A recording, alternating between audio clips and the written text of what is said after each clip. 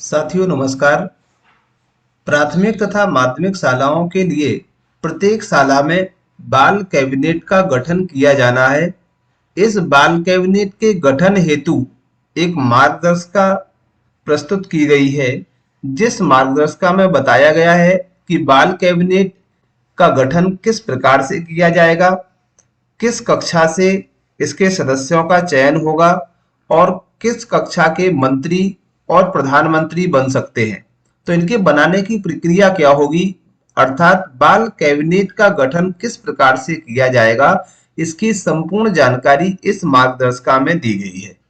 इसके प्रमुख बिंदुओं पर चर्चा हम इस वीडियो के माध्यम से करेंगे कि आप अपनी शाला में बाल कैबिनेट का गठन किस प्रकार से कर सकते हैं और बाल कैबिनेट का गठन करते समय किन बिंदुओं पर ध्यान रखना बहुत जरूरी है और इसका लाभ क्या होगा। तो चलिए हम जानते हैं बाल कैबिनेट क्या है, इसके गठन की प्रक्रिया क्या होगी, बाल कैबिनेट के सदस्य और मंत्रियों के कार्य क्या होंगे, इसकी संपूर्ण जानकारी।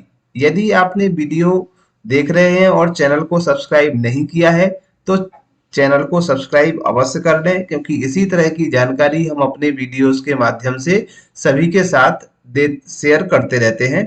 तो जानते हैं बाल कैबिनेट के बारे में। सबसे पहले शालाओं में बाल कैबिनेट गठन हेतु मार्गदर्शिका है ये। अब पहली आ जाती है बात प्रस्तावना, यानी बाल कैबिनेट है क्या, इसके बारे में जो संक्षिप्त जानकारी है वो ये है कि बचपन में विकसित आदतें इंसान के व्यक्तित्व का निर्माण करती हैं।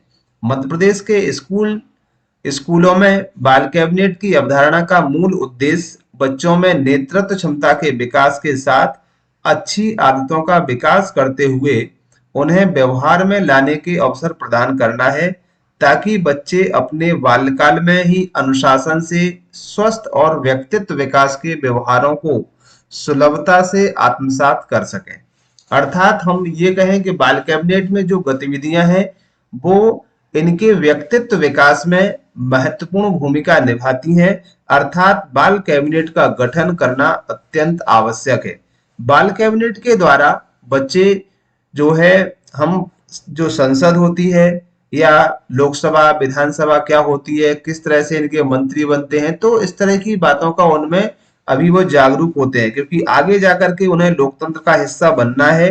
तो लोकतंत्र की प्रक्रिया के बारे में जो बेसिक जानकारी होगी वो इसके माध्यम से वो समझ सकते हैं, बशर्ते इसका गठन और संचालन सही तरीके से किया जाए। तो सबसे पहले हम गठन की प्रक्रिया को जानते हैं, उसके बाद आगे कभी अगर ऐसा होगा तो इसके संचालन की प्रक्रिया को भी हम आप सभी के साथ शेयर करेंगे। तो सबसे पहले बात देखते हैं बाल कैबिनेट के उद्देश्य, कि ये जो बाल कैबिनेट है इसके उद्देश्य क्या है। तो मुख्य रूप से 4 इसके उद्देश्य बताए हैं यूनिसेफ के द्वारा, कि बच्चों में रचनात्मकता, निर्णय लेने की क्षमता, समस्या का विश्लेषण करने, समाधान योजना और नेतृत्व की क्षमता का विकास करना। तो ये रचनात्मकता और ये मुख्य रूप से है नेतृत्व क्षमता, ये बहुत महत्वपूर्ण बिंदु है। बच्चों में स्वप्रेरणा, स्वानुशासन, इन सभी का विकास होता है।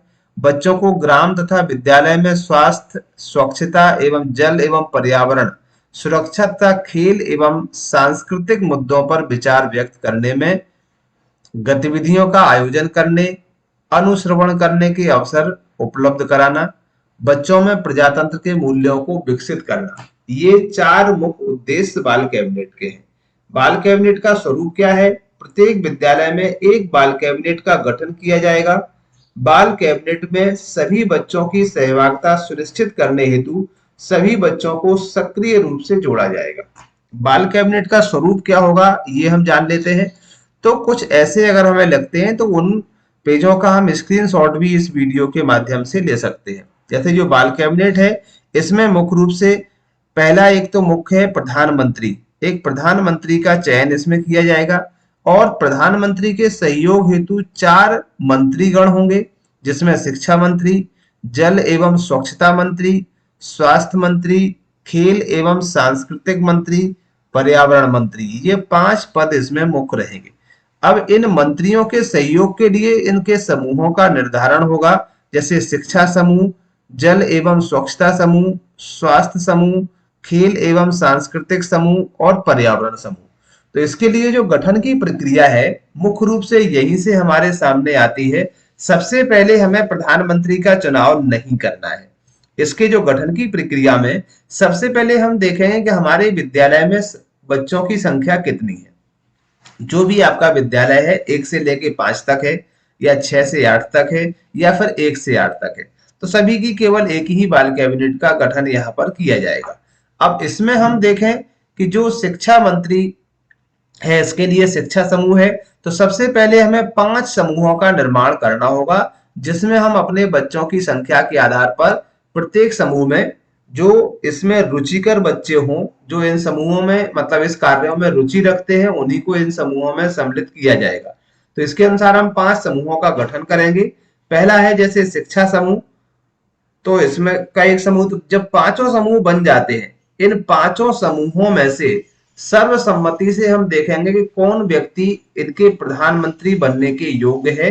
तो उनके सर्वसम्मति से सारे समूहों में से एक प्रधानमंत्री का चयन सबसे पहले किया जाएगा, जो कि सबकी सहमति जिस पर होगी, जिसमें नेतृत्व की क्षमता पहले से हो, थोड़ा बहुत बच्चों पर नेतृत्व करना उसे आता हो। इसके बाद प्रधानमंत्री और अन्य समूहों के सहयोग से 5 मंत्रियों का गठन किया जाएगा। तो ये प्रधानमंत्री, मंत्री और समूह बन जाएंगे। इसके बाद हम देखते हैं बाल कैबिनेट की गठन की प्रक्रिया, जो मैंने आपको बताई है वही है। अब यदि 5वीं तक का विद्यालय है तो इसमें कक्षा चौथी और माध्यमिक विद्यालय में 6 और 7वीं के बच्चे आवश्यक रूप से होना चाहिए। 5 सदस्यों में से कम 2 बालिकाओं का होना जरूरी है। प्रधानमंत्री का चयन यथासंभव वरिष्ठ कक्षाओं से किया जाए, जिससे कि जो छोटी कक्षाएं होती हैं वो बच्चे अनुशासन में रहें। तो ये रहेगा। विद्यालय के शेष समस्त विद्यार्थी 5 समूहों में अलग अलग मंत्री के साथ आवंटित कार्य में सहयोग करेंगे। इस प्रकार एक समूह में मंत्री के साथ शाला के दर्ज छात्र छात्राओं की संख्या का 5वां भाग होगा, जो प्रतिमाह अन्य मंत्री के साथ रोटेट यानी पाली में ये चेंज होता रहेगा 5वां भाग। ये नहीं कि जो सदस्य किसी समूह में है वो पूरे साल रहेंगे, इन्हें हम बैठकों में चेंज भी कर सकते हैं रोटेशन पद्धति के आधार पर। बाल कैबिनेट की जो अवधि है 1 वर्ष के लिए होगी, अर्थात एक सत्र के लिए। वर्तमान सत्र 2022-23 है, तो 22-23 के लिए बाल कैबिनेट बनेगी। इसके बाद नए सत्र में हमें इसका पुनः गठन करना होगा। कार्य क्षमता के आधार पर सदस्यों को सर्वसम्मति से पुनः रखा जा सकता है, जैसे कि पूर्व की बाल कैबिनेट में यदि सदस्य थे और जो छात्र हैं फिर से चाहते हैं कि इनको हम यथावत रखें, तो उन्हीं को हम आगे भी रख सकते हैं। जो कक्षा से हमारे निकल जाते हैं, जैसे कक्षा 8वीं तक आपका विद्यालय है, तो और 8वीं के छात्र परीक्षा के बाद पास होने के बाद चले जाते हैं, तो उनके स्थान पर नए सदस्यों को हम शामिल कर लेते हैं। मंत्रिमंडल की बैठक प्रति सप्ताह प्रधानमंत्री बैठक का आयोजन करेंगे, जिसमें 5 मंत्री अपने अपने विभागों के कार्यों की प्रगति एवं आगामी सप्ताह के कार्यों की जानकारी प्रस्तुत करेंगे एवं समस्याओं के समाधान पर चर्चा करेंगे, जो कि रोटेशन में रहेगा। प्रति सप्ताह की बैठकों के कार्यवाही का संधारण एक पंजी बनाएंगे उसके लिए, जिसमें किया जाएगा, जिनका अंकन मंत्रीगण रोटेशन में करेंगे। मासिक बैठक प्रति माह प्रधानमंत्री बाल कैबिनेट की बैठक आमंत्रित करेंगे, जिसमें मंत्रिमंडल के सभी सदस्य यानी साप्ताहिक भी बैठक होगी और एक मासिक भी होगी। मासिक बैठक में सभी विद्यार्थी एवं शिक्षक उपस्थित रहेंगे। मासिक बैठक में साप्ताहिक बैठकों के कार्यवाही वृत्त के अनुसार विभागवार कार्यों की समीक्षा की जाएगी। समीक्षा के दौरान समस्याओं व उनके समाधान पर सामूहिक निर्णय लिया जाएगा कि जो समस्याएं थी उनमें से कितनी का समाधान हो चुका है, अगर कोई समाधान रह गया है तो आगे हम कैसे करेंगे, ये रणनीति भी हमें बनाना होगी। इसके बाद विभिन्न मंत्रियों के कार्य, तो ये आप कार्य जैसे जो जिस मंत्री बन जाता है तो उनके पास ये कार्य जरूर होना चाहिए, जिससे उन्हें याद रहे कि हमें क्या करना है। प्रधानमंत्री का जो दायित्व है नियमित बैठकों का आयोजन करना, प्रति सप्ताह मंत्रिमंडल की बैठक का आयोजन और मासिक बैठक का आयोजन, प्रति माह समूह को रोटेट करना, ये प्रधानमंत्री के उत्तरदायित्व है। इसके बाद जो 5 मंत्री है, तो हम पहले मंत्री का कार्य देख लेते हैं, शिक्षा मंत्री का। तो शिक्षा मंत्री जो है शिक्षा यानी एकेडमिक कार्यों से संबंधित है, पढ़ाई से संबंधित किस टाइप से टीएलएम का उपयोग किया जा रहा है, इनका क्या उपयोग होता है, सारे बच्चों से चर्चा करेंगे कि इससे हमें समझ में अच्छा आता है या नहीं आता है। इन सारी चीजों की जानकारी होगी उसे, और इनके साथ ही बैठकों में चर्चा करेंगे।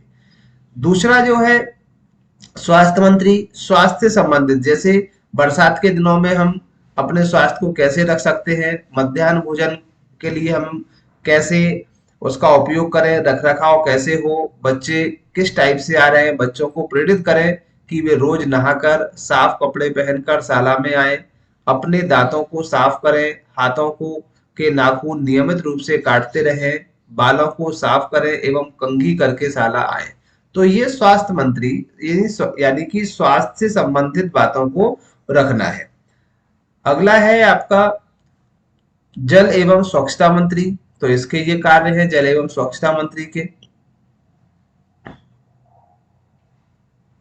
इसके बाद पर्यावरण, तो पर्यावरण मंत्री पर्यावरण से संबंधित, वृक्षों से, तो औषधि के गुण वाले पौधों की जानकारी देना, बच्चों को घर में भी पौधे लगाने के लिए प्रेरित करना, विद्यालय में बांस झाड़ियों का बड़ा हो तो उनका में सहयोग हेतु सभी को सहभागिता सुनिश्चित करना, श्रमदान को प्रोत्साहित करना व हम की भावना को विकास करना। जैसे हमें ये कार्य करना है, ये नहीं केवल आपको करना है, तो हम की भावना का डेवलपमेंट भी उसे करना होगा। इसके बाद है खेल एवं संस्कृति मंत्री। तो उनके कार्य ये है प्रतिदिन प्रार्थना व राष्ट्रगान में सहयोग करना, शिक्षक को पीटी एवं योगासन में मदद करना। तो ये सभी मंत्रियों के कार्य हैं। ये अपने अपने मंत्री जो भी हैं वो उन्हें जरूर दे दें और पढ़ने के बाद इन कार्यों को शाला में अमल कराने पर जोर देना है। इसके बाद समूह के सदस्य, जो प्रत्येक मंत्री के साथ समूह बना हुआ है, वो समूह भी रोटेट सभी मंत्रियों के साथ करेंगे रोटेशन के साथ में, और उनका उत्तरदायित्व केवल सहयोगात्मक होगा। बच्चों को बाल कैबिनेट पर प्रशिक्षण, जैसे ही बाल कैबिनेट का गठन हो जाता है तो शाला प्रभारी यानी प्रधान अध्यापक बच्चों को प्रशिक्षित करेंगे किस तरह से कार्य करना है, कैसे बैठक का आयोजन होगा। तो उस समय प्रधानमंत्री, मंत्री और जो भी इनके समूहों के सदस्य हैं उन सभी का प्रशिक्षण एक देना होगा। इसके बाद अनुश्रवण, निर्मल भारत अभियान के स्वच्छता दूत अधिकारीगण, बीआरसी एवं जन शिक्षक, पंचायत प्रतिनिधि एवं शिक्षा अधिकारियों द्वारा समय समय पर अनुश्रवण किया जाएगा। यानी ये सारी चीजें ये बताई जाएंगी इनके द्वारा। सामान्य निर्देश, बाल कैबिनेट का गठन प्रत्येक प्राथमिक और माध्यमिक विद्यालय में होगा। बाल कैबिनेट के सभी सदस्य शाला शौचालयों का उपयोग करना सीखेंगे तथा उपयोग के पश्चात उसे साफ रखेंगे। तो ये कुछ बातें हैं जिन्हें हम पढ़ सकते हैं। संपूर्ण मार्गदर्शिका आपको हमारे इस वीडियो के डिस्क्रिप्शन बॉक्स में दी गई लिंक से भी आपको मिल जाएगी, तो आप चाहे वहां से डाउनलोड कर सकते हैं।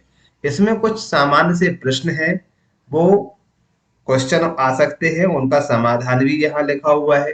तो ये सारे शिक्षक और जो भी बाल कैबिनेट के सदस्य हैं वो भली भांति इनका अध्ययन कर ले, क्योंकि इन्हीं के आधार पर बाल कैबिनेट का संचालन पूरे साल होगा।